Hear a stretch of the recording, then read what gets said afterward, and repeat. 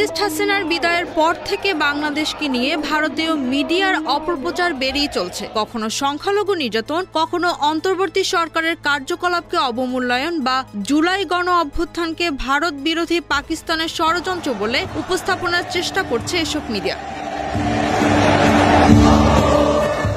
সবশেষে সীমান্তে ভারতীয় আগ্রাসনের বিরুদ্ধে দেশের বিভিন্ন স্থানে অনুষ্ঠিত বিক্ষোভ মিছিল নিয়ে মন গড়া তথ্য পরিবেশন করছে তারা।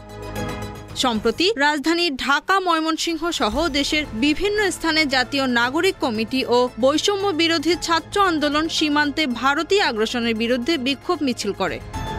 এরপরই শুরু হয় ভারতীয় ভুইফোর মিডিয়াগুলোর অপপ্রচার। শান্তিপূর্ণ মশাল মিছিলকে বাংলাদেশের ভারত বিদ্বেষ আচরণ বলে উস্কানিমূলক অপপ্রচার করছে তারা। আর এর পেছনে পাকিস্তানের ষড়যন্ত্র রয়েছে বলেও মনগড়া তথ্য যুক্ত করেছে গদি মিডিয়াগুলো। Z news, Dhaka.